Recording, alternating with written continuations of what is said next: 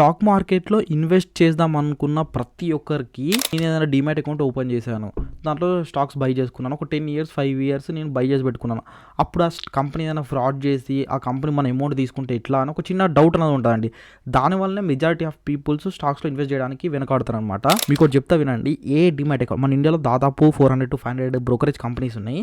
మీరు ఏ demat account open చేసినా కూడా ప్రతి ఒక్క డీమ్యాట్ అకౌంట్కి ఒక డిపాజిటరీ అనేది ఉంటుంది అనమాట. మన ఇండియాలో 2 డిపాజిటరీస్ ఉన్నాయండి. CDSL central depository limited, NSDL national depository limited అని. ఈ 2 డిపాజిటరీ కంపెనీస్ ఏదో ఒక బ్రోకరేజ్ అకౌంట్తో ఒక టైఅప్ అనేది ఉంటుంది. కంపల్సరీ ఏదైనా బ్రోకరేజ్ ఉందంటే ఈ రెండిట్లో దేంతో ఒక దాంతో టైఅప్ అనేది ఉండాలి. మీరు ఒక రోజు షేర్స్ ఏదైనా బై చేస్తారు. బై చేసిన తర్వాత 2 days తర్వాత ఏమవుతుంది? సపోజ్ ఎగ్జాంపుల్కి మీరు అప్స్టాక్స్లో బై చేశారు అనుకోండి.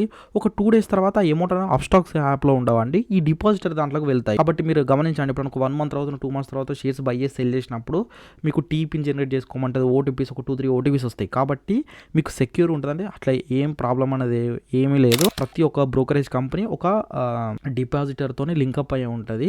ప్లస్ అడిషనల్గా మీకు ఏమైనా చిన్న డౌట్ ఉన్నది అనుకోండి, ఒక ఫుల్ టైం బ్రోకరేజ్ కంపెనీస్ సంబంధించిన కంపెనీస్లో ఇన్వెస్ట్మెంట్ చేయడానికి ట్రై చేయండి. Example Motilal Oswal full time brokerage company, దాంతో ఇన్వెస్ట్ చేయడానికి ట్రై చేయండి. ఓకేనా?